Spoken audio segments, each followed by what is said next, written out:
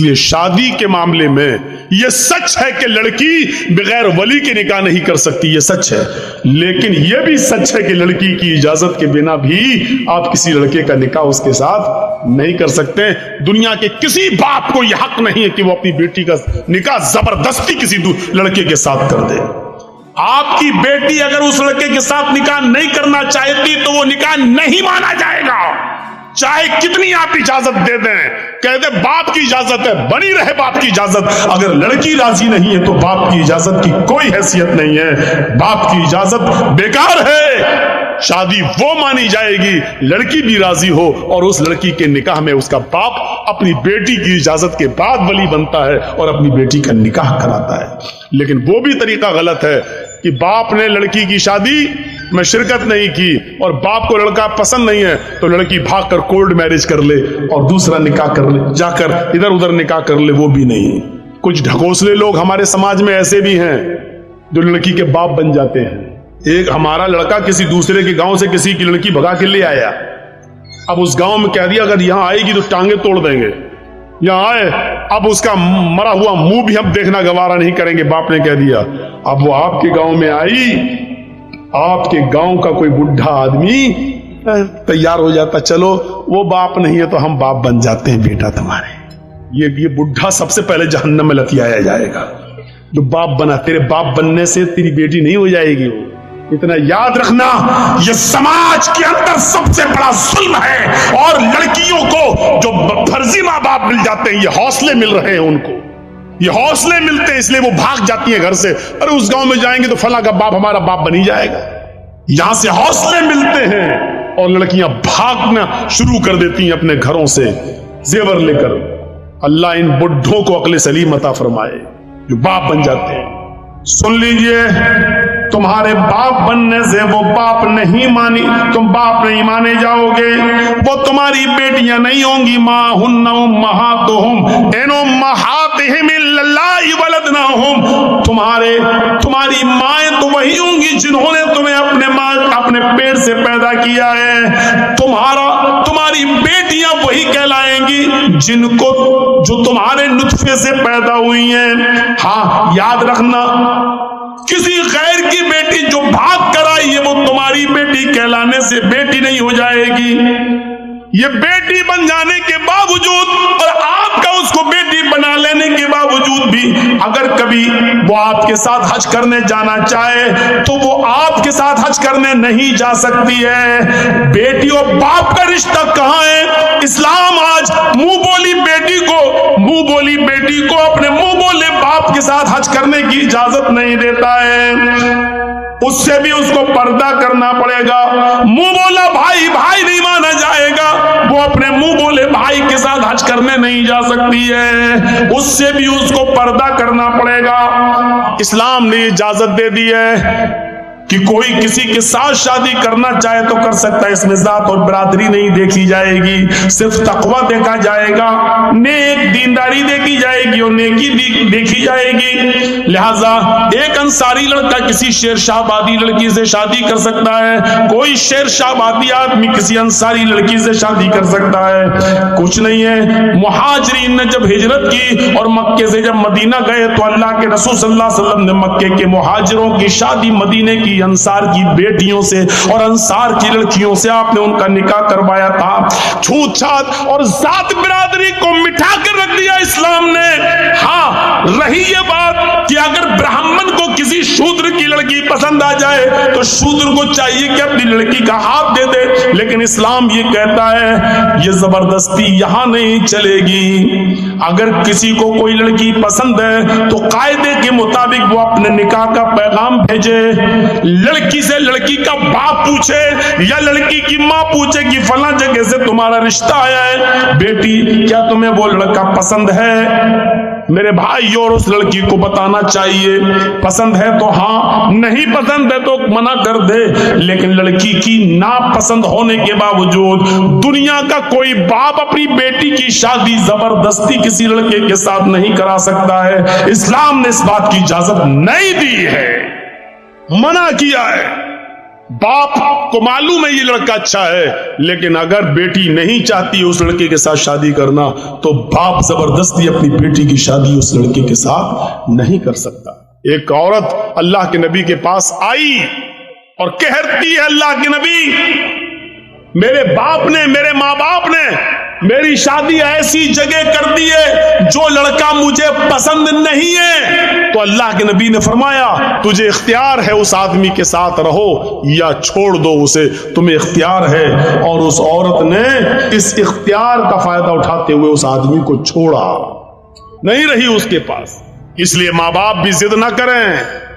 इसीलिए जब निकाह होता है ना, निकाह, तो आपने देखा होगा लड़की वाले के यहां जाते हैं कुछ लोग, अब तो कुछ लोग नहीं, अब तो बहुत से लोग जाने लगे, जिसका नाम हो गया बारात। नाम रख लेने से किसी चीज की हैसियत थोड़ी बदल जाती है। ये 300-400 आदमी जो जा रहे हैं, आप इसको बारात कहिए, मेरी नजर में सब चोर हैं और डाकू हैं। किसी चीज, अब शराब का नाम दवा रख दो तो वो दवा थोड़ी हो जाएगी, शराब ही रहेगी। पहले जमाने में जब शुरू में ये बारात की रस्म कहां से निकली है? ये जो 300-400 आदमी एक शहर से दूसरे शहर जब शादी होती थी तो लड़का अकेला नहीं जाता था, क्योंकि रास्ते में काफिलों पर हमला हो जाता था, उनको लूट लिया जाता था। इसलिए लड़की को हिफाजत के साथ उस लड़के के घर पे लाया जाए, इसलिए पहले जमाने में 100-150 आदमी लड़की के घर जाते थे और उस लड़की को खैरियत से लाकर उस लड़के के घर पहुंचा देते थे, ताकि रास्ते में इस लड़की को कोई लूट न ले, इसके जेवर को कोई लूट न ले, इसके सामान को कोई लूट न ले। और ये नई नवेली बीवी जो आ रही है, कहीं इसको अपहरण न हो जाए, इसलिए 100-150 आदमियों की बारात जाती थी। उस मकसद दूसरा था। वहीं से ये रस्म निकली। जब आप चोरी का जमाना खत्म हो गया है, अब लूटपाट ऐसी नहीं होती है कि रास्ते ही में दूल्हा और दुल्हन को पकड़ के रोक लिया जाए, लेकिन वही रस्म और रवाज हिंदुओं से चला आ रहा है और ये धीरे धीरे मुसलमानों के अंदर भी सरायत कर गया है। अब भी 200, 250, 300 आदमियों की बारात जा रही है। पहले मकसद कुछ और था, अब मकसद कुछ और है। मेरे प्यारे साथियों, तो मैंने वही कहा कि नाम के बदल देने से या नाम रख लेने से हैसियत चेंज नहीं हो जाती है, हैसियत चेंज नहीं हो जाती। अब वहां लड़के का निकाह होना, जर्जी साहब बैठे हैं, फार्म भर रहे हैं, मेहर वहर सब भर दिया कितना, लेकिन लड़के का निकाह भी नहीं पढ़ा सकते हैं जर्जी साहब। आपको मालूम है ये उसूल है, ये कानून है शरीयत का। जर्जी साहब लड़के का निकाह नहीं पढ़ा सकते हैं जब तक पहले लड़की की इजाजत न ले ली जाए। एक वकील होता है, 2 गवाह होते हैं। ये वकील और ये 2 गवाह लड़की के पास उसके घर पे जाएंगे और उससे पूछेंगे कि फला फला लड़के के साथ इतने इतने रुपए मेहर के इवज तुम्हारा निकाह उस लड़के के साथ किया जा रहा है। ये बात चोरी छिपे नहीं, तुमसे आज भी मैं पूछने आया हूं। आज मैं तुम्हारा जवाब सुनना चाहता हूं। ऐसा तो नहीं कि तुम अपने बाप के प्रेशर में आकर इतना बड़ा कदम उठा रही हो कि अपनी जिंदगी किसी के हवाले कर रही हो, या अपनी मां के प्रेशर में या अपने भाई के प्रेशर में आकर यह कदम उठा रही हो। नहीं, आज बताओ, वकील और गवाह के सामने बताओ, क्या वो लड़का तुम्हें पसंद है? वो लड़का, उसका नाम ये, उसकी वल्दियत ये, उसकी उम्र ये, और इतने इतने रुपए या इतना सोना, इतना चांदी, मेहर, सिक्का, राइजुल वक्त, अलावा नान नफका आप उनके निकाह में दी जा रही हैं। क्या आपको वो लड़का कबूल है? उस मौके पर देखा जाएगा उस लड़की की इजाजत क्या है। अल्लाह के नबी फरमाते हैं कि अगर वो खामोश रह गई, कुंवारी लड़की, बाकिरा लड़की, अगर वो खामोश रह गई तो यही उसकी इजाजत है। अगर वो खामोश रह गई, यही उसकी इजाजत है। यहां पर भी जहालत होती है। मालूम है क्या होती है जहालत? उस लड़की के पास उसकी सहेलियां बैठी रहती हैं। जब ये पूछा जाता है कि तुम्हें उस लड़के के साथ निकाह किया जा रहा है, क्या तुम्हें कबूल है, तो ये तो बेचारी खामोश है, लेकिन उस मौके पर जो उसकी सहेलियां होती हैं उसको बोलती हैं, बोल दो, बोलो, हाँ कबूल है, बोलो। اور جب تک وکیل سن نہیں لیتا ہے اور گواہ سن نہیں لیتا ہے کہ ہاں اس نے کہا کہ مجھے قبول ہے، تب تک وہ دستخط نہیں کراتا ہے سگنیچر۔ یہ غلط ہے طریقہ، نہایت غلط ہے طریقہ۔ ایک بار پوچھو زور سے کہ فلاں فلاں لڑکے کے ساتھ اتنے اتنے روپے مہر کے عوض تمہارا نکاح اس کے ساتھ کیا جا رہا ہے، کیا تمہیں وہ لڑکا قبول ہے؟ وہ لڑکی سر نیچے کر لے، خاموش ہو جائے تو یہی اس کی اجازت ہے۔ اذنها سماعتها، اس کی خاموشی ہی اس کی اجازت ہے بس، اور وہیں سے اس کے دستخط کروا لو۔ چلو نہیں بولے گی کوئی بات نہیں، چلو سائن کرو۔ اگر لڑکی نے سائن کر دیے یہ اس کی اجازت ہو گئی، اور اگر اس کو لڑکا پسند نہیں تو وہیں پر وہ کہہ سکتی ہے کہ مجھے پسند نہیں ہے یا میں نکاح نہیں کرنا چاہتی اس سے۔ پھر اس لڑکے کا نکاح کسی بھی قیمت پر نہیں ہوگا۔ لڑکے کا نکاح لڑکی کی اجازت کے بنا نہیں ہو سکتا ہے، اس لیے پہلے اسلام نے یہ پاور یہ ادھیکار لڑکی کو دیا ہے۔ بارات لے کے تم پہنچ بھی گئے، تمہارے ساتھ 400 پیٹو بھی پہنچے ہوئے ہیں جو لڑکی والے کے ہاں کھانے کے لیے بھوکے بھیڑیوں کی طرح پہلے پہنچے ہوئے ہیں، اور نکاح سے پہلے ناشتے کا دور چلتا ہے، اور ناشتے کے دور نظر رکھی جاتی ہے کہ بعد میں زندگی بھر لڑکی کے باپ کو تانے مارے جائیں گے اگر ایک بھی مٹھائی میں کچھ گڑبڑی پیدا ہو گئی تو۔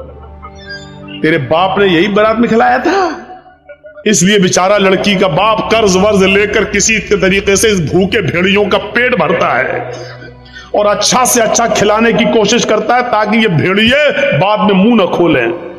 الٹا سی برا ہنسی آ رہی ہے، بارات میں آپ ہی لوگ تو جاتے ہو اور ہنس رہے ہو یہاں بیٹھ کر۔ یہ بھوکے بھیڑیے کون ہیں؟ ہم اور آپ ہی تو ہیں۔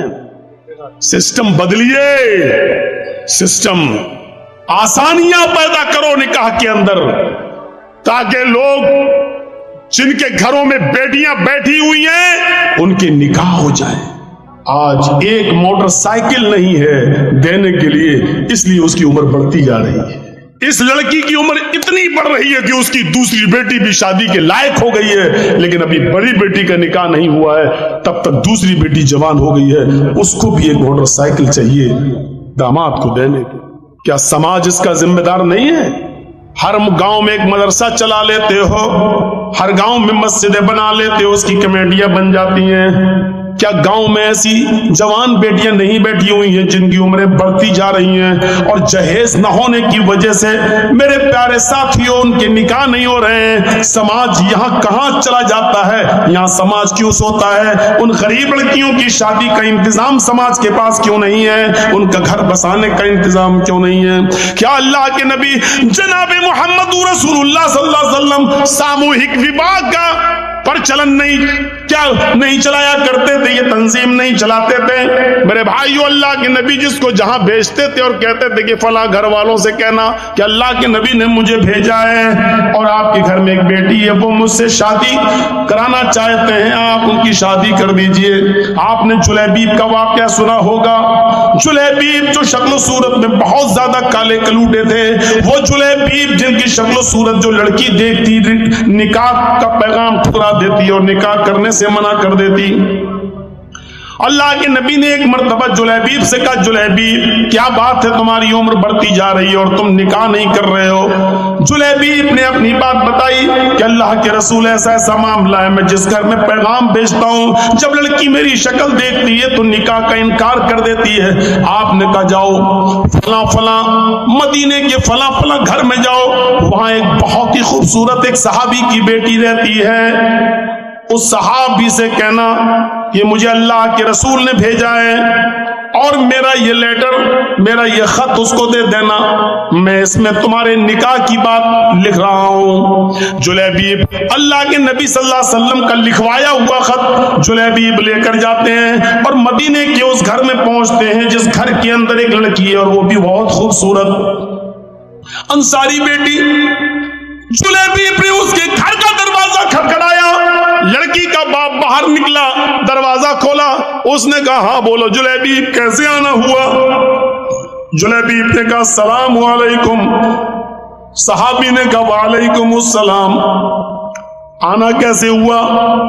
یہ لیٹر دیا جناب محمد رسول اللہ نے، صحابی نے جب وہ لیٹر پڑھا تو اس میں لکھا ہوا ہے حاضی رسالت من جانب محمد رسول اللہ صلی اللہ علیہ وسلم، یہ خط محمد رسول اللہ کی طرف سے دیا جا رہا ہے۔ آپ نے اس صحابی کا نام لکھ کر کہا تمہارے گھر میں ایک بیٹی ہے، میں جانتا ہوں کہ وہ بیٹی بھی بالغ ہو چکی ہے اور تم کہیں نہ کہیں اس کا نکاح کرنے والے ہو، میری نظر میں جلیبیب بہت نیک لڑکا ہے، لہٰذا اپنی بیٹی کا نکاح جلیبیب سے کر دو، اور یہ میں تمہیں مشورہ نہیں دے رہا ہوں بلکہ یہ میرا حکم ہے کہ تم اپنی بیٹی کا نکاح جلیبیب سے کر دو۔ جلیبیب کا چہرہ دیکھتا وہ صحابی، کہتا یہ کیسے ہو سکتا ہے، بیٹی میری ہے، اور جلیبیب کی شکل و صورت اتنی بھیانک، اتنی کالی شکل و صورت ایسی، کہتا ہرگز نہیں، میں اپنی بیٹی کا ہاتھ تمہیں کیسے دے دوں؟ جلیبیب کہتے ہیں میں کہاں کہہ رہا ہوں، مجھے تو اللہ کے رسول نے یہ لیٹر دے کر بھیجا ہے۔ اندر سے جب لڑکی جلیبیب کی اور اپنے باپ کی بحث سنتی ہے تو تھوڑا سا باہر نکل کے آتی ہے اور کہتی ہے ابو جان کیا بات ہے؟ کہا بیٹی یہ اللہ کے نبی نے لیٹر دیا ہے۔ بیٹی نے جب وہ لیٹر پڑھا تو لیٹر پڑھنے کے بعد کہتی ہے ابو جان اس سے تو میں بھی نکاح نہیں کرنا چاہتی، لیکن لیٹر میں تو لکھا ہوا ہے کہ یہ میرا حکم ہے، مشورہ نہیں۔ اللہ کے رسول کا حکم اگر ہم نے نہیں مانا تو ہماری آخرت بھی برباد ہو جائے گی اور دنیا بھی برباد۔ نبی اکرم کا فیصلہ ہمیں ہر حال میں ماننا ہے۔ میں بھی نہیں چاہتی ہوں کہ اس آدمی سے نکاح کروں، لیکن محمد رسول اللہ کا فرمان ہے، اس لیے آمنا و صدقنا ہمیں ماننا پڑے گا۔ اللہ کے نبی نے کہا ہوتا مشورہ ہے تو میں نہیں بھی مانتی، لیکن یہ تو حکم ہے، مشورہ نہیں، اس لیے ماننا پڑے گا۔ باپ نے کہا بیٹی کیا بات کرتی ہو، ذرا اس کی شکل تو دیکھو، اس کا چہرہ تو دیکھو، اس آنے والے کو تو دیکھو، اس کی شکل کی طرف تو جاؤ۔ بیٹی جو جواب دیتی ہے اس کو اردو کے ایک شاعر نے یوں نقل کیا ہے کہ بیٹی بولتی ہے نہیں نہیں، کہا ابو نے بیٹی اس آنے والے کی طرف دیکھ، بیٹی کہتی ہے نہ آنے والے کو دیکھ، نہ جانے والے کو دیکھ، نہ آنے والے کو دیکھ، نہ جانے والے کو دیکھ، دیکھنا ہی ہے تو خط کے بھیجنے والے کو دیکھ۔ باپ نے کہا بیٹی مانا تیری بات صحیح ہے، لیکن ذرا اس کی شکل و صورت تو دیکھو، بیٹی تو کیسے اس کے ساتھ رہے گی؟ بیٹی کہتی ہے مانا کی شکل ہے اس کی بدصورت، مانا کی شکل ہے اس کی بدصورت اور جسم ہے اس کا ماند، مانا کی شکل ہے اس کی بدصورت اور جسم ہے اس کا ماند، مگر خط کا بھیجنے والا تو ہے 14ویں کا چاند۔ مجھے اس سے کیا مطلب؟ مجھے تو حکم رسول کی پابندی کرنا ہے، جناب محمد رسول اللہ کی بات ماننا ہے۔ پھر لڑکی کا باپ مجبور ہوتا ہے بیٹی اگر تو تیار ہے تو پھر میں بھی تیار ہوں، میں بھی اپنی آخرت برباد نہیں کرنا چاہتا۔ اور اس باپ نے اپنی بیٹی کا نکاح اللہ کے رسول کے بھیجے ہوئے اس قاصد حضرت جلیبیب سے اپنی بیٹی کا نکاح کر دیا۔ اس بیٹی کا بیان ہے کہ جلیبیب سے اللہ کے نبی نے مجھے جو نکاح کرایا ہے، اس جلیبیب نے مجھے اتنا پیار دیا، اتنا پیار دیا کہ میری زندگی ایک مثال بن گئی۔ جلیبیب کے ساتھ میرے نکاح میں اللہ نے وہ برکتیں رکھی تھی، وہ برکتیں رکھی تھی جس کا تصور ہم نہیں کر سکتے تھے۔ تو میرے پیارے ساتھیوں، حکم رسول دیکھو، شادی کے اندر آسانیاں پیدا کرو، اپنی بچیوں کے لیے بھی اور اپنے بیٹوں کی شادیوں میں بھی آسانیاں پیدا کرو۔ اللہ کے نبی نے فرمایا سب سے بابرکت نکاح وہ ہے جس کے اندر خرچہ سب سے کم ہو۔ حدیث دیکھ رہے ہیں، سب سے بابرکت نکاح وہ ہے، سب سے زیادہ برکت والا نکاح وہ ہے جس میں خرچہ سب سے کم ہو۔ اس کا الٹا مفہوم کیا ہوگا؟ آپ نے کبھی سوچا؟ اس کا الٹا مفہوم نکالو تو کیا ہوگا؟ سب سے زیادہ برکت والی شادی وہ ہے جس میں خرچہ سب سے کم ہو۔ تو اس کا مطلب کیا ہوا؟ جس شادی میں خرچہ جتنا زیادہ ہوگا اس شادی میں برکت اتنی ہی کم ہوگی۔ آج دیکھ لو، بڑے بڑے خرچ کرنے والے اور بڑے بڑے میرج ہال بک کرنے والے लाखों रुपए का डेकोरेशन कराने वाले, बड़े बड़े मैरिज हॉल बुक करा के अपनी बेटियों की शादी करने और बेटों की शादी कराने वालों को आप देखोगे, शादियां ज्यादा दिन टिकती नहीं हैं, फौरन 1-2 साल के बाद तलाकों की नौबतें आ जाती हैं। क्यों? बरकत क्यों नहीं हो रही है? वो निकाह का तसव्वुर ही खत्म हो गया है। अल्लाह के नबी के जमाने का निकाह देखिए आप, आप तसव्वुर करेंगे ऐसा निकाह? एक औरत आई और अल्लाह के नबी के पास आकर बैठ गई, उसके ना बाप थे ना भाई था, कोई नहीं था, चाचा कोई नहीं था। अब वो चाहती थी कि मैं अल्लाह के रसूल की बीवी बन जाऊं, मेरा निकाह अल्लाह के रसूल के साथ हो जाए।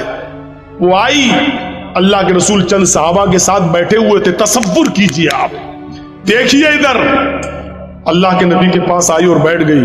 अल्लाह के नबी ने कहा, क्यों, तुम कैसे आई हो? तो कहती है, इन्नी अहब्बु लक, अय अल्लाह के रसूल, मैं अपने आप को आपको हिबा कर रही हूं, यानी मैं आपके साथ निकाह करना चाहती हूं। अल्लाह के नबी खामोश रहे। उसने दोबारा कहा, आप फिर खामोश रहे। उसने तीसरी बार कहा, अल्लाह के रसूल, मैं आपसे शादी के लिए आई हूं, निकाह करना चाहती हूं। तो सहाबी बैठे हुए थे बगल में, कहते हैं, अल्लाह के रसूल, ये औरत 3 बार कह चुकी मैं आपसे निकाह करना चाहती हूं, आप कुछ बोल ही नहीं रहे। अरे करना हो तो करिए, नहीं करना हो तो जवाब दे दीजिए। आपने कहा कि नहीं, मैं तो नहीं कर सकता, मेरी काफी है, अब मुझे जरूरत नहीं है किसी और बीवी की, अब मैं शादी नहीं कर सकता। तो झट से वो सहाबी जो बैठे थे कहने लगे, अल्लाह के रसूल, आपको जरूरत नहीं है, लेकिन मुझे तो जरूरत है। अगर आप नहीं कर सकते तो मेरे साथ कर दीजिए। वहीं बैठे, तसव्वुर देखिए, पहले वो आपसे करना चाहती, आप नहीं, मैं तो नहीं कर सकता, तो फिर मेरे साथ करा दीजिए। तो अल्लाह के रसूल ने उस औरत से पूछा, देखो मैं तो नहीं कर सकता, ये तुमसे करना चाहते हैं, तुम भी एक नजर इनको देख लो, अगर ये पसंद हो तो तुम इनके साथ कर सकती हो, अगर तुम्हें जरूरत है। तो वो क्या कहती है, आई तो थी आपके लिए, लेकिन अगर आप नहीं कर रहे हैं तो कोई बात नहीं, जबरदस्ती थोड़ी होती है शादी। अगर आप नहीं कर रहे हैं तो कोई बात नहीं, मुझे तो घर बसाना है, इसके साथ ही मैं कर लूं, आप कर सकते हैं इसके साथ मेरा निकाह। अल्लाह के रसूल ने कहा, ये औरत तैयार हो गई उसके साथ शादी करने के लिए, तो आपने उस औरत से नहीं पूछा तेरे बाप हैं कि नहीं, लड़के को क्या देंगे, कपड़ा कितना देंगे, सोना कितना मिलेगा, साड़ी कितनी मिलेगी, चादर कितनी मिलेगी? आपने ये सवाल लड़की से नहीं किया, औरत से नहीं किया। अक्लमंद लोगों सुनो, अल्लाह के रसूल ने फौरन उस सहाबी की तरफ देखा और कहा, सुनो, वो तैयार है तुमसे शादी करने के लिए, लेकिन तुम बताओ कि तुम अपनी बीवी को क्या दोगे, तुम्हारे पास मेहर देने को क्या है? सबसे पहला सवाल सहाबी से, वो तैयार है लेकिन निकाह बगैर मेहर के नहीं, पहले ये बताओ कि तुम अपनी बीवी को मेहर क्या दोगे? तो मेहर का नाम सुना तो फौरन कहने लगा, मा इंदी शैउन, जब कुछ है ही नहीं तो दूंगा क्या? क्या ये तसव्वुर कर सकते हैं आप शादी का? उसके पास कुछ नहीं और शादी करना चाह रहे हैं, क्या हमारे पास है? हम लोग क्या कहते हैं, पहले अपने पैरों पे खड़े हो जाओ फिर शादी करेंगे, पहले घर तो बनवा लो, पहले कारोबार तो कर लो, पहले कोई बिजनेस तो कर लो, पहले नौकरी तो बाद में शादी करेंगे, आ गई तो खिलाएंगे क्या? अल्लाह के रसूल ने उस सहाबी से पूछा कि तुम मेहर क्या दोगे? कहने लगे, कुछ नहीं है मेरे पास। अल्लाह के नबी ने फरमाया, जाओ अपने घर में तलाश करो, शायद कोई चीज मिल जाए मेहर देने के लिए। कहा, हाँ ठीक है, जा रहा हूं। गया घर, अपनी माँ से, अपनी बहन से और जो घर में होते उनसे पूछा कि कुछ है, सबने जवाब दिया कुछ नहीं है। कहा क्यों? कहा शादी करना चाहता हूं, मेहर देने के लिए कुछ नहीं है, घर में बहुत कुछ ढूंढा, कहता कुछ नहीं मिला। आया, कहा अल्लाह के नबी सल्लल्लाहु अलैहि वसल्लम, घर में मैंने बहुत कुछ ढूंढा, कुछ मिला ही नहीं, है ही नहीं, मैं क्या दूंगा, है ही नहीं मेरे पास मेहर देने को। अल्लाह के नबी सल्लल्लाहु अलैहि वसल्लम ने फिर उसको दोबारा भेजा। हदीस के अल्फाज देखिए, आपने कहा, इल्तमिस खातमम मिनल हदीद, लोहे की अंगूठी ही मिल जाए तो वही ले आओ, सोने की नहीं, चांदी की नहीं, लोहे की अंगूठी। आज 2 रुपए में हमारे मेले में मिल जाएगी, लोहे की अंगूठी मिल जाए तो वही ले आओ, जाओ। वो सहाबी फिर दोबारा अपने घर गए, बहनों से पूछा, भाइयों से पूछा, मां से पूछा, सबने जवाब दिया है ही नहीं। लोहे की अंगूठी भी नहीं मिली, यानी 5 रुपए इस जमाने में 5 रुपए, उस जमाने में तो कुछ और, उतना भी नहीं था उनके पास कि वो लोहे की अंगूठी खरीद सके।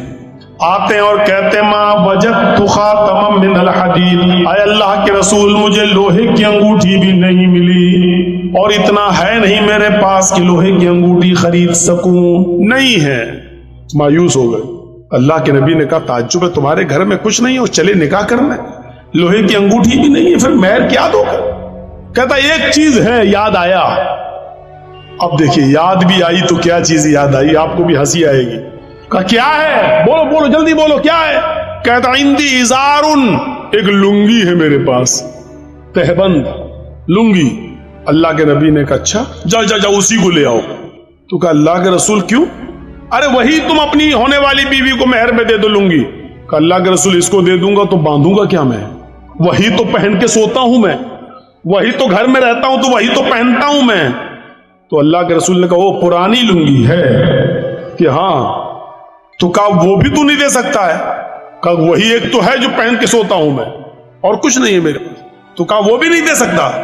कहा आधी दे दूंगा, उसको फाड़ देता हूं, आधी दे देता हूं। तो अल्लाह के रसूल ने कहा फिर आधी उसके किस काम की है?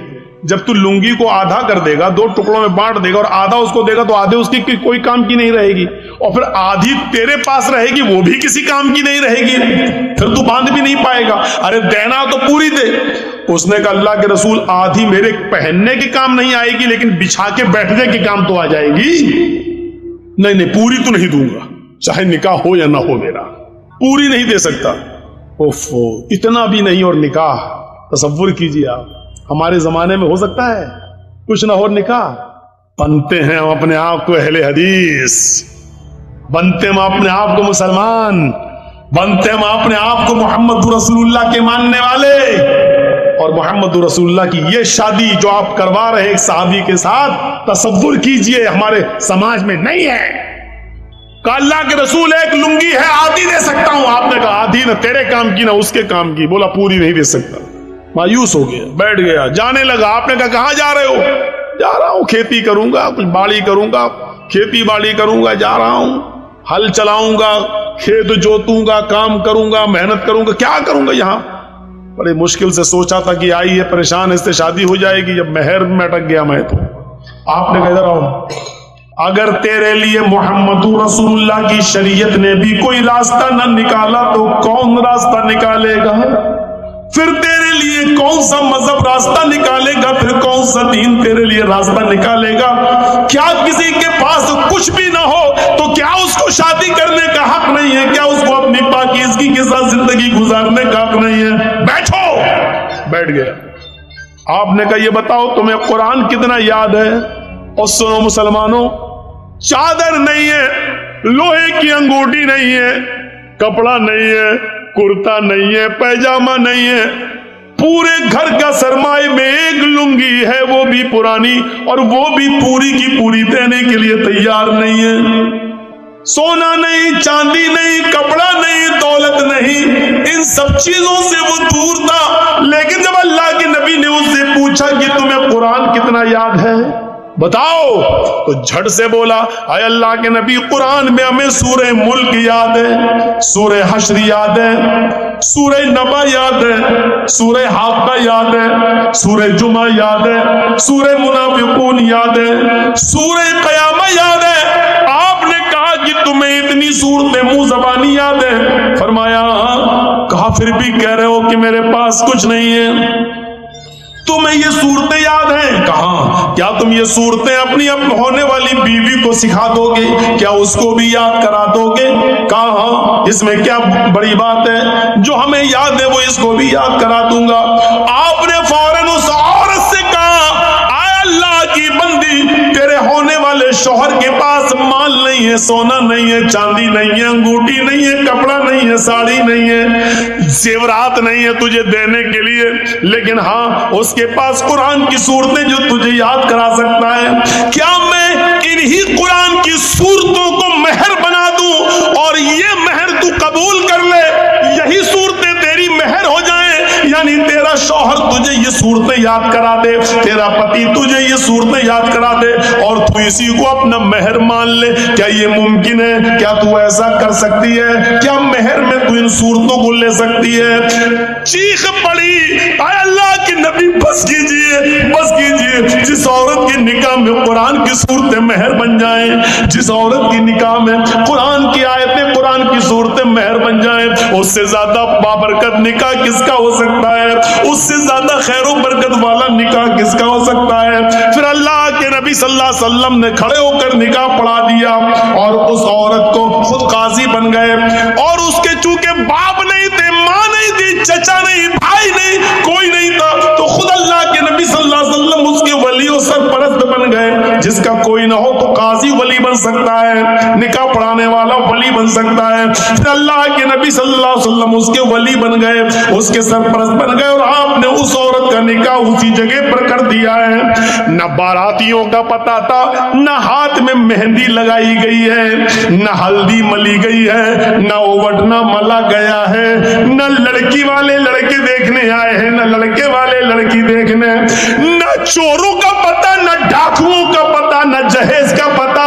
میرے پیارے ساتھیوں، اسی جگہ شادی ہوئی ہے اور اسی جگہ سے رخصتی ہو گئی ہے. یہ سادہ والی شادی کے چرچے 1400 سال کے بعد آج بھی ہو رہے ہیں اور قیامت تک انشاءاللہ ہوتے رہیں گے. تمہاری شادیاں اتنی مہنگی کہ شیطان بھی پناہ مانگے. بتائیے اس کے چرچے کتنے دن ہوتے ہیں؟ زیادہ سے زیادہ 1 مہینہ، 2 مہینہ، 1 سال. پھر طلاق کی نوبت آ جاتی ہے تو یہ ہوتا ہے کتنا خرچ کیا تھا، دیکھو آخر کیا ہوا ہے اس شادی کا حال. میرے بھائیوں، اتنی سنجیدگی کے ساتھ کی گئی شادی کے چرچے 1400 سال کے بعد ہو رہے ہیں اور قیامت کی صبح تک ہوتے رہیں گے، کیونکہ ہمیشہ سادگی کے چرچے ہوتے ہیں، ہمیشہ سادگی مثال بنتی ہے، ہمیشہ سمپلٹی مثال آئیڈیل بنتی ہے. میرے بھائیوں، شہرت اور ریا نمود میرے بھائیوں آئیڈیل نہیں بنتی ہے. نکاح آسان کرو. اسلام سے اور ایمان سے اپنا رشتہ توڑ لیا ہے. جب تک ایمان کے ساتھ جڑا رہے گا ترقی کرے گا، ایمان سے رشتہ توڑ لے گا تو آم کی طرح نیچے گرے گا، ترقی نہیں کرے گا. پتنگ تو آپ نے دیکھی ہوگی، مولانا صاحب دیکھی نہیں ہیں، اڑاتے بھی ہیں. جرجیت صاحب پتنگ اڑا رہے ہیں، ڈھیل دی اور اوپر گئی اور اوپر گئی اور اوپر گئی. ہوا اس پتنگ کو اوپر لے جا رہی ہے. وہ پتنگ جب تک اپنی ڈور سے جڑی ہوئی ہے، اپنی بنیاد سے اس کا تعلق جڑا ہے، اونچائی کی طرف جا رہی ہے. لیکن کبھی آپ نے دیکھا ہے کہ دوسری پتنگ آتی ہے اور اس پتنگ کی ڈور کو کاٹ دیتی ہے، اس کے دھاگے کو، اس کے مانجے کو کاٹ دیتی ہے، اور جیسے ہی اس پتنگ کا دھاگا کٹتا ہے، اس پتنگ کی ڈور کٹتی ہے، پھر آسمان اس پتنگ کو اپنی طرف نہیں کھینچتا، ہوا اس کو اونچائی کی طرف نہیں اڑاتی، بلکہ جیسے ہی اس کی ڈور کٹتی ہے وہ پتنگ ہچکولے کھاتی ہے، جمپنگ کرتی ہے اور کلا منڈیاں کھاتے ہوئے زمین کی اوپر آتی ہے. اور زمین پر بیٹھے ہوئے، نظر لگائے ہوئے چھچھوڑے لڑکے، اوباش لڑکے، مسلمانوں کے، ہماری اور آپ کی بگڑی ہوئی اولادیں، اسکولوں سے دور رہنے والی اولادیں، کالج اور یونیورسٹی سے دور رہنے والے بچے اس پتنگ پر ٹوٹ پڑتے ہیں اور چینا جھپٹی میں اس پتنگ کے ٹکڑے ٹکڑے کر دیتے ہیں. کبھی آپ نے سوچا ہے وہ پتنگ تو بلندی کی طرف جا رہی تھی، وہ پتنگ تو آسمان کی طرف جا رہی تھی، اس پتنگ کو کوئی پکڑ نہیں سکتا تھا، اتنی اونچائی پر جا رہی تھی کہ اڑانے والا بھی اس کو اگر اپنے ہاتھ سے پکڑنا چاہے تو نہیں پکڑ سکتا ہے. جو لوگ دیکھ رہے ہیں وہ بھی اس کی بلندی اور ترقی کو دیکھ کر اس تک پہنچنے کی کوشش نہیں کر پا رہے ہیں. لیکن جب اس پتنگ نے اپنی بنیاد سے رشتہ ختم کیا، اپنی بنیاد سے رشتہ توڑا، تو پھر وہ پتنگ آسمان کی طرف نہیں جاتی ہے، آسمان اس پتنگ کو اپنی طرف نہیں کھینچتا ہے، کیونکہ آسمان جانتا ہے اس پتنگ نے بنیاد چھوڑ دی ہے، ڈور سے اپنا رشتہ منقطع کر دیا ہے. اب اس پتنگ کا انجام یہ ہے کہ ذلیل ہوگی،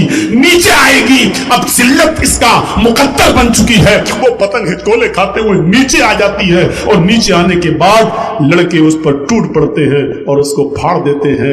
مسلمان جب تک قرآن و حدیث کو پکڑے رہے گا، ایمان سے اپنا رشتہ مضبوط رکھے گا، تو اس کی بلندی تک کوئی نہیں پہنچ پائے گا. دنیا کی کوئی قوم اس سے اوپر نہیں بڑھ سکتی ہے.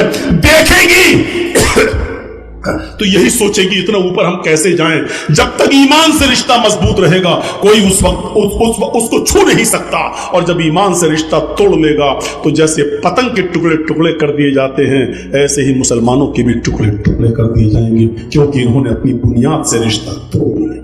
درجی صاحب مثال تو بڑی اچھی دی ہے, لیکن یہ مثال صرف یہی 1.5-2 گھنٹے تک کے لیے ہے.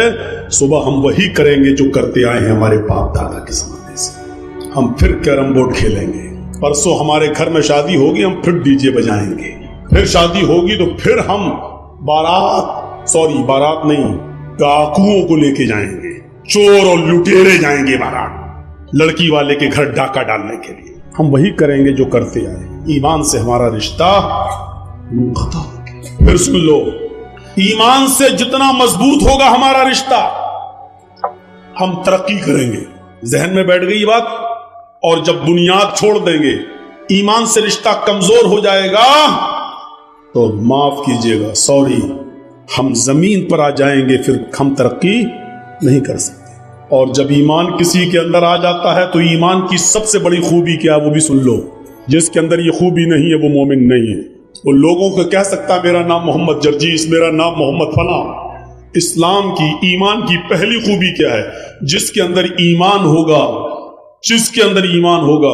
اس کے اندر ڈر نام کی کوئی چیز نہیں ہوگی. پوری قوم ایک طرف, وہ اکیلا ایک طرف, وہ کسی سے نہیں ڈرے گا سوائے اللہ کی.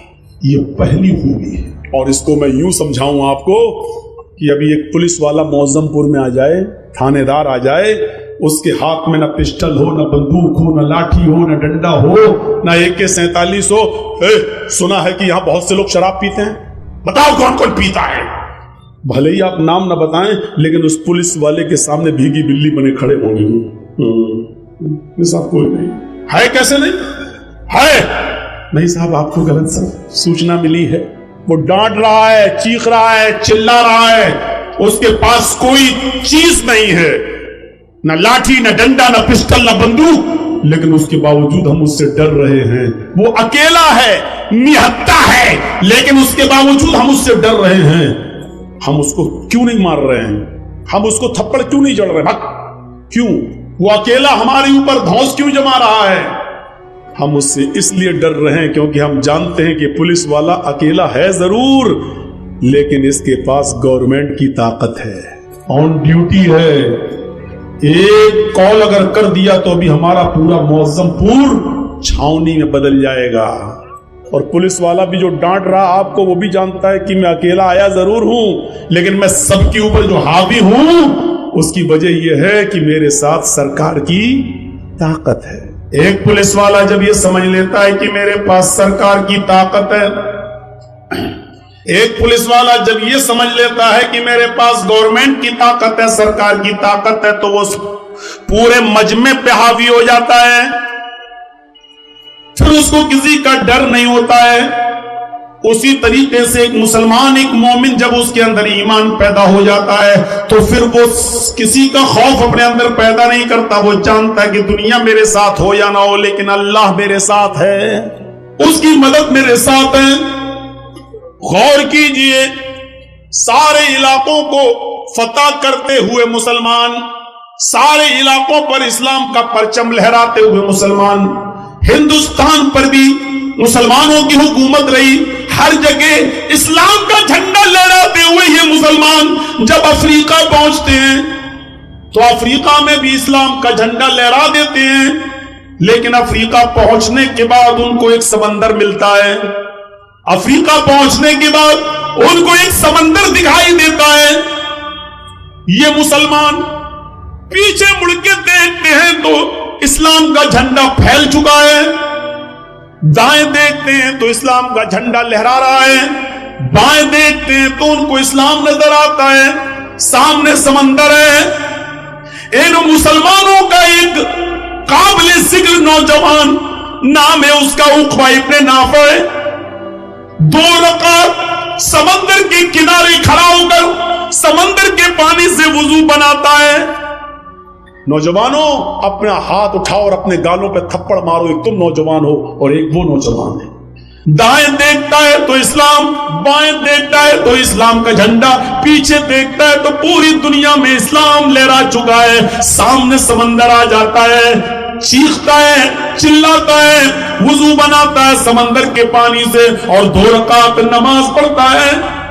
नमाज पढ़ने के बाद वो इब्न नाफे समंदर को देखता है, समंदर की लहरें जोश मार रही हैं, तूफान भी आया हुआ है। उसने समंदर के पानी में तुगयानी पैदा कर दी। समंदर का पानी पूरे जोशो खरोश के साथ है, लेकिन उक़बा इब्न नाफे को न आंधी की फिक्र है, न तूफान की फिक्र है, न सैलाब की फिक्र है, न समंदर की लहरें जो जोश मार रही हैं उनकी फिक्र है। चीख कर कहता है, इलाहुल आलमीन, मैंने दाएं भी तेरे नबी का झंडा लहरा दिया है, मेरे बाएं तरफ भी इस्लामी इस्लाम है, मेरे पीछे भी इस्लामी इस्लाम है, मेरे सामने कोई बस्ती नहीं है, मेरे सामने कोई कंट्री नहीं है, मेरे सामने कोई गांव नहीं है, मेरे सामने कोई शहर नहीं है, सामने समंदर है, समंदर भी जोश मार रहा है। इलाहुल आलमीन, मुझे इस जोशीले समंदर की फिक्र नहीं है, मुझे सिर्फ इतना मालूम हो जाए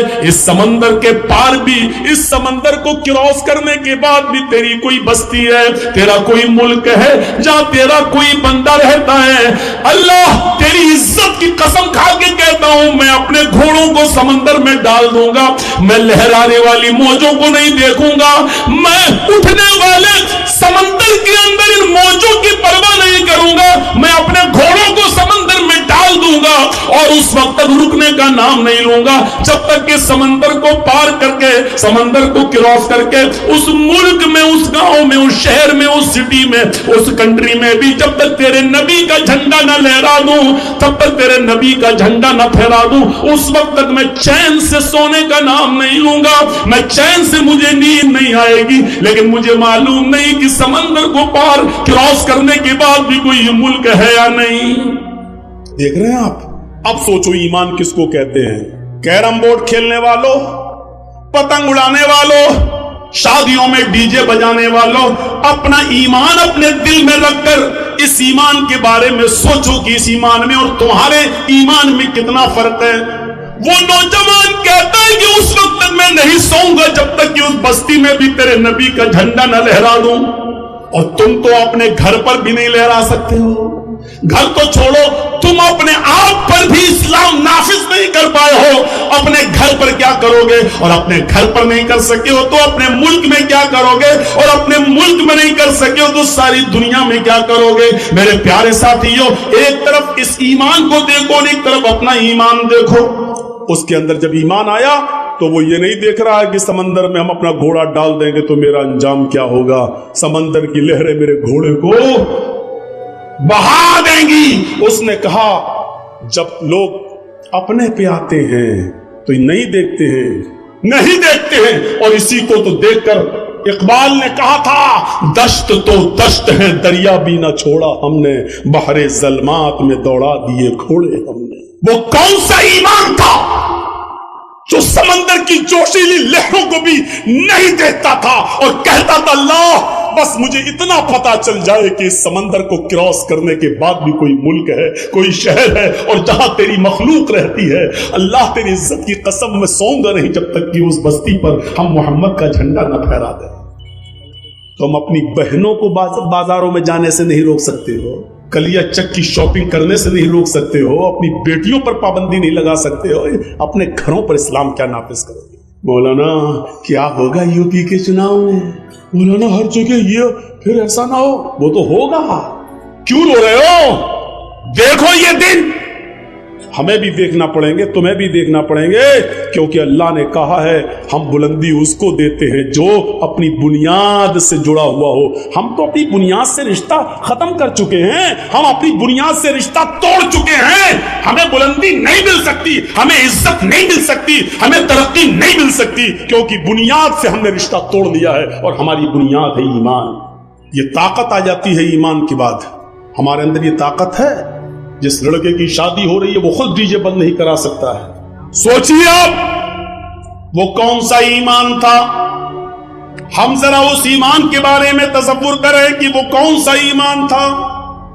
کہ حکومتوں کو سلطنتوں کو پلٹتے ہوئے طارق ابن زیاد ساری جگہ اسلام لہراتا ہوا طارق ابن زیاد جب اسپین پہنچتا ہے، اسپین بھی افریقہ میں ہے، جب اسپین پہنچتا ہے تو طارق ابن زیاد اپنے ساتھ جن فوجیوں کو لے کر گیا تھا، جن کشتیوں میں بیٹھ کر سفر کرتے ہوئے جب پہنچا تھا اور اسپین میں پہنچ چکا تو اس نے کہا ساری جگہوں پر ہم نے اسلام لہرا دیا ہے، پھیلا دیا ہے، اسلام کا جھنڈا پھیلا دیا ہے، محمد کا دین ہر جگہ پہنچ چکا ہے، صرف اسپین باقی رہ گیا ہے، اب ہمیں اسپین کے اندر اسلام کا جھنڈا لہرانا ہے، اب ہم اسلام کی دعوت اسپین کے اندر دینے آئے ہیں۔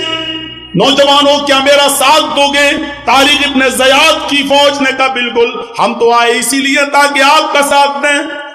طارق ابن زیاد نے کہا اگر تم چاہتے ہو کہ اس بستی میں اسلام کا جھنڈا لہرے، محمد کا دین ترقی کرے، تو سب سے پہلے جن کشتیوں پر تم سوار ہو کر آئے ہو ان کشتیوں میں آگ لگاؤ، جن ناؤں میں جن کشتیوں میں بیٹھ کر تم آئے ہو ان کشتیوں میں تم آگ لگاؤ۔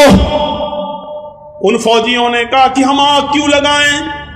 اسلام کا جھنڈا لہرانے کے بعد پھر ہمیں اپنے گھر بھی تو جانا ہے، اگر کشتیوں میں آگ لگ گئی تو ہم سمندر کو پار کر کے اپنے گھر کیسے جائیں گے جب کشتیاں ہی نہیں رہیں گی؟ طارق ابن زیاد نے کہا پہلے ناؤ اپنی ساری کشتیاں جلاؤ۔ جب ساری کشتیوں میں آگ لگا دی گئی تب طارق ابن زیاد نے کہا اب سنو، اب تم اچھی طریقے سے لڑو گے اور اچھی طریقے سے مقابلہ کرو گے، کیونکہ اب تمہیں اپنے گھر جانے کی فکر نہیں ہوگی۔ ایمان دیکھیے کسی کے اندر جب ایمان پیدا ہوتا تو کیسے پیدا ہوتا۔ سنو، ہم نے کشتیاں جلا دی ہیں، گھر واپس جانے کا سپنا اب تمہیں نہیں دیکھنا ہے، اب اس اسپین کے اندر اسلام کا جھنڈا لہرانا ہے۔ اب اس کے دو ہی راستے، یا تو زندہ رہنا ہے تو محمد کے دین کے لیے لڑنا ہے اور جھنڈا لہرانا ہے، اور اگر ایسا نہیں کر سکے ہو تو لڑتے لڑتے اپنی جان دے دینا ہے اور شہید ہو جانا ہے۔ ان دو راستوں کے علاوہ ہمارے پاس کوئی راستہ نہیں ہے۔ گھر واپس جانے کا تصور اور اس کی وچار، اس کا اپنے دماغ سے، اپنے مستقبل سے، اپنے مائنڈ سے نکال دو، اپنے برین سے اس بات کو نکال دو کہ تمہیں گھر واپس جانا ہے، اب اندلس میں رہنا ہے، اسلام کا جھنڈا لہرانا ہے، زندہ رہنا ہے تو لڑنا ہے، اسلام پھیلانا ہے، یا پھر مر کر شہید ہو جانا ہے۔ دو تیسرا راستہ نہیں ہے۔ میرے بھائیوں، یہ طاقت ایمان کی طاقت تھی، ایمان کی طاقت طارق ابن زیاد کے اندر، جس نے کشتیوں کو جلا دیا تاکہ ہمارے کسی فوجی کو دیکھا ہے ہم ہار جائیں گے، یہ لوگ بہت زیادہ ہیں، ہمیں مار دیں گے، بھاگا سمندر کے پاس آیا، کشتی اٹھائی اور لے کے چلنے لگا۔ نہیں، جب کشتیاں ہی جلا دی گئی تو بھاگنے کا تصور ہی نہیں ہے۔ اب لڑنا ہے، یا تو اسلام پھیلانا ہے زندہ رہ کر، یا مر کر شہید ہو جانا ہے۔ دونوں صورتوں میں گھر نہیں جانا ہے۔ میرے پیارے بھائیوں، یہ اسلام کا تصور تھا، یہ ایمان کی طاقت تھی۔ کیا کہو گے مولانا؟ بات تو صحیح کہہ رہے ہیں۔ جو آدمی رات کے 12 اور 1 بجے جس کی ایمان کی طاقت یہ ہو کہ اس کی نظریں موبائل پر ہوں اور وہ دیکھ رہا ہو ابھی تو 1 GB باقی ہے، 1.5 GB روز مل رہی تھی، یہ ٹائم ختم ہونے سے پہلے اس کو بھی استعمال کر لو، تو بجائے اس کے کہ اس کو قرآن کی آیتیں اور قرآن کی تلاوت سننے میں، کسی عالم کی تقریر سننے میں وہ 1 GB ختم کر دینی چاہیے، لیکن وہ لا یعنی اور بیہودہ چیزیں دیکھ کر وہ 1 GB ختم کر رہا ہے۔ یہ ہمارے ایمان کا حال ہے۔ وَلَا تَهِنُوا وَلَا تَحْزَنُوا وَأَنْتُمُ الْأَعْلَوْنَ إِن كُنتُم مُؤْمِنِينَ۔ مومنو تم غم نہ کرو، مومنو تم مایوس نہ ہو جاؤ، مومنو تم پریشان مت ہو، مومنو تمہیں پریشان ہونے کی کوئی ضرورت نہیں ہے، تمہیں نراش ہونے کی ضرورت نہیں ہے۔ وَأَنْتُمُ الْأَعْلَوْنَ، تم ہی بلند رہو گے، تم ہی کو حکومت دیں گے، تم ہی کو سرداری دیں گے۔ شرط یہ کہ پہلے تم اپنے اندر ایمان پیدا کر لو، پہلے تم اپنے اندر ایمان پیدا کر لو۔ وہ حضرت خنسا، عورتیں آئیے نا ماں بہنیں، سنو تمہاری نکیل کسنا زیادہ ضروری ہے، اور سنو وہ کون سا ایمان تھا، وہ کون سی طاقت تھی؟ وہ خنسا جو اسلام لانے سے بہت بڑی شاعرہ تھی۔ پہلے تو خنسا کا ایک مختصر سا انٹروڈکشن کرا دوں۔ بہت بڑی شاعرہ تھی اور بہت بڑی بزنس مین تھی۔ مکے میں جب آتی تھی اور اکاس کا میلہ جہاں لگتا تھا مکے میں، وہاں اس کا خیمہ لگتا تھا، خیمہ، اور اس خیمے کے باہر لکھا جاتا تھا ارسل عرب، عرب کی سب سے بڑی شاعرہ، عرب کی سب سے بڑی مرثیہ پڑھنے والی خاتون، اتنی قابل عورت، لیکن اسلام لانے سے پہلے اس کی حالت دوسری تھی۔ جب وہ اسلام نہیں لائی تھی، اس کا ایک بھائی معاویہ، کافروں نے اس کو مار دیا، ختم کر دیا، قتل کر دیا۔ خنسا اپنے بھائی معاویہ کی یاد میں بوڑھی ہو گئی، بار بار اس کو یاد کرتی رہی۔ خنسا کا دوسرا بھائی تھا صخر، خنسا کا دوسرا بھائی تھا صخر۔ صخر نے اپنے بھائی معاویہ کا بدلہ لینا چاہا، دشمنوں کو پتہ چل گیا، دشمنوں نے خنسا کے دوسرے بھائی صخر کو بھی قتل کر دیا۔ جب صخر بھی قتل کر دیا گیا تو خنسا اپنے دونوں بھائیوں کی جدائی میں پریشان ہو گئی، اس نے شعر پڑھنا چھوڑ دیا، لیکن اپنے بھائی کی جدائی میں جو وہ شعر پڑھا کرتی تھی، اس شعر سے آپ کو اندازہ ہوگا کہ صخر کے مرنے کے بعد خنسا کو کتنی تکلیف ہوئی۔ وہ جب بھی سورج نکلتا تھا اور سورج غروب ہوتا تھا تو خنسا کہتی تھی یذکرنی طلوع الشمس صخرا اذکرہ لکل غروب شمس۔ عربی کا یہ شعر پڑھا کرتی تھی خنسا، اے سورج تو کیوں نکلتا ہے، اے سورج تو کیوں طلوع ہوتا ہے، اے سورج مت نکلا کر، اے سورج تو کیوں چمکتا ہے، تو مت چمکا کر۔ یذکرونی طلوع الشمس صخرا، اے سورج جب بھی تو نکلتا ہے تو مجھے میرے بھائی صخر کی یاد دلا دیتا ہے، مجھے صخر کی یاد آ جاتی ہے۔ اور جب سورج ڈوب جاتا ہے، رات آ جاتی ہے، تو خنسا کہتی ہے اذکرہ لکل غروب شمس، اے رات تو کیوں آتی ہے، اے سورج تو کیوں غروب ہوتا ہے، اے سورج تو کیوں چھپ جاتا ہے، اے اندھیرا تو کیوں آتا ہے، اے رات تو کیوں آتی ہے۔ جب بھی تو آتی ہے اور میں بستر پر جب سونے جاتی ہوں تو مجھے صخر کی یاد آتی ہے۔ سمجھ رہے ہیں مطلب؟ یعنی کوئی دن ایسا نہیں جاتا کہ سورج نکلا ہو اور میں نے اپنے بھائی صخر کو یاد نہ کیا ہو، اور کوئی رات ایسی نہیں کہ جب میں بستر پہ سونے جاتی ہوں تو مجھے میرے بھائی صخر کی یاد نہ آتی ہو۔ یہ خنسا کا وہ حال ہے جب وہ اسلام نہیں لائی تھی، ابھی کافر تھی، اپنے بھائی کی جدائی میں اتنا روتی تھی کہ صبح بھی روتی تھی اور شام کو بھی روتی تھی، سورج نکلتا تھا تب بھی یاد کرتی تھی، اور رات کو جب بستر پہ سونے جاتی تھی تب بھی یاد کرتی تھی۔ لیکن یہی خنسا سن 8 ہجری میں اسلام لاتی ہے اور سن 16 ہجری میں جنگ قادسیہ ہوتی ہے۔ حضرت عمر فاروق کی زندگی میں جنگ قادسیہ ہوتی ہے، تو یہی خنسا جو کبھی اپنے بیٹوں، جو کبھی اپنے بھائیوں کو بھول نہیں سکی تھی حالت کفر میں 8 ہجری سے پہلے، لیکن جب 8 ہجری کے بعد اسلام لائی تو ایمان لانے کے بعد اس کے اندر کیا طاقت آئی شاید آپ کو نہیں معلوم۔ سنو اس کے اندر کیا طاقت آئی۔ وہ خنسا جو اسلام سے پہلے اتنی کمزور تھی کہ سورج نکلتا تھا تو کہتی ہے کیوں نکلتا ہے، مجھے صخر کی یاد دلا دیتا ہے، رات آتی ہے تو کہتی ہے کیوں آتی ہے رات، مجھے صخر کی یاد آ جاتی ہے، یعنی مجھے نہ دن میں چین نہ رات میں سکون، مجھے میرے بھائی کی یاد آتی ہے۔ لیکن جب ایمان لاتی ہے 8 ہجری میں اور 16 ہجری میں جب جنگ قادسیہ ہوتی ہے تو اپنے 4 بیٹوں سے کہتی ہے بیٹو، ہائے ہائے ہائے، ڈی جے بجانے والوں سنو، کیرم بورڈ کھیلنے والوں سنو، اور 250-300 آدمیوں کی بارات لے کر، چوروں ڈکیتوں کو لے کر، لڑکی والوں کے گھر چھاپے مارنے والوں سنو، ہوگے تم چودھری اپنے گھر میں رہو، ہوگے تم مکھیا اپنے گھر کے، ہوگے تم سردار اپنے گاؤں کے، یہ نوٹنکی اپنے گھر میں رکھنا، ہوں گے تم MLA، ہوں گے تم MP، ہماری نظر میں یہ سب نوٹنکیاں اپنے گھروں میں رکھنا۔ ہم یہاں تمہاری نوٹنکی سننے نہیں آئے، یہاں ہم اسلام سنانے آئے ہیں، اور اس میں مولوی جرجیس بھی لپیٹے میں آ سکتا ہے، مولوی بھی لپیٹے میں آتے ہیں۔ اسلام وہ مذہب ہے جو کسی کو نہیں چھوڑتا۔ تبت یدا ابی لہب، ارے نبی کے چچا کو نہیں چھوڑا تو ہم اور آپ کیا ہے؟ جو غلط ہے وہ غلط ہے، جو بھی ہو۔ ابھی کوئی لڑکا کسی لڑکی کو لے کے بھاگ جائے، پنچایت بیٹھ جائے گی، سردار جی آئیں گے پنچایت کرنے کے لیے، اور دونوں طرف کی باتیں سن کے کیا کہیں گے؟ سب 8 دن کے بعد لڑکی کو لے کے آیا تمہارا لڑکا، چل 2 لاکھ روپے لڑکے والا لڑکی کو دے۔ ہوتا کہ نہیں ہوتا فیصلہ؟ ایسا فیصلہ کرنے والے سرداروں قیامت کے دن اپنی گردن اللہ کے عذاب میں ڈال چکے ہوتے۔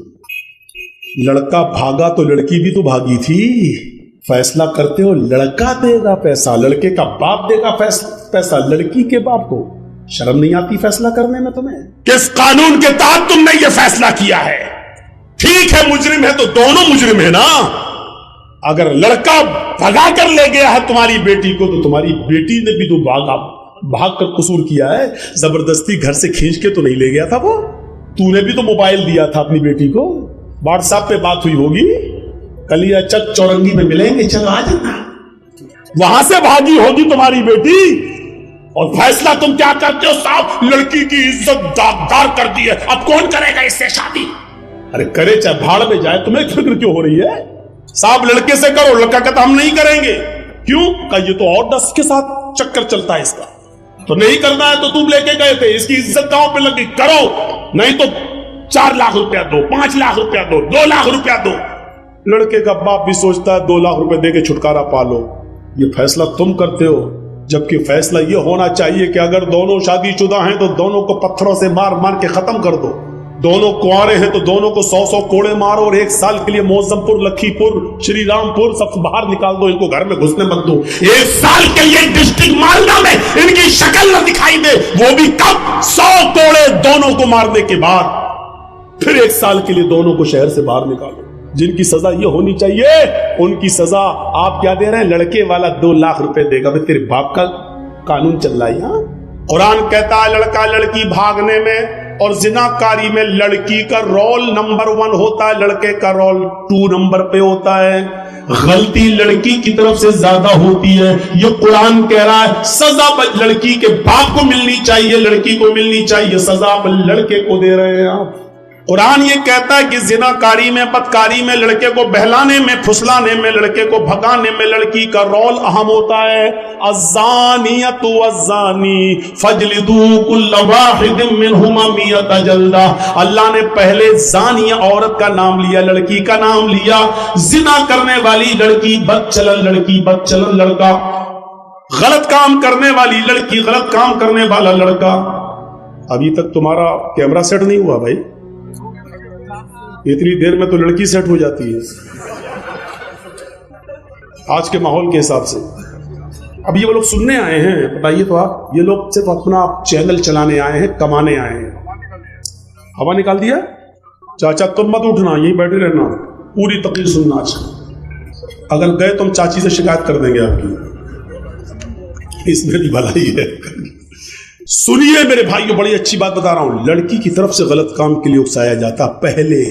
سردار لوگوں، آپ کو قرآن کی روشنی میں مشورہ دے رہا ہوں، کوئی سردار ہمارا مخالف نہیں ہے۔ جتنی عزت، سچ ہے، حقیقت ہے، میری پورے ہندوستان میں پروگرام ہوتے ہیں، باہر بھی گیا ہوں، ابھی کورونا کے چکر میں نہیں جا پا رہا ہوں، الحمدللہ اکثر ملکوں میں جا ہی چکا ہوں، کنٹریز میں، لیکن یہ بھی کہتا ہوں میں ڈنکے کی چوٹ پر کہ جو پیار، جو محبت، جو عزت بنگال والوں نے مجھے دی ہے، یقیناً وہ مجھے نہ تو یو پی میں ملی، نہ پورے ہندوستان میں کہیں اور ملی۔ یہ بھی میں اس بات کا اقرار کرتا ہوں، لیکن اس کا یہ مطلب نہیں ہے کہ اب آپ اس تعریف میں پھول جائیں۔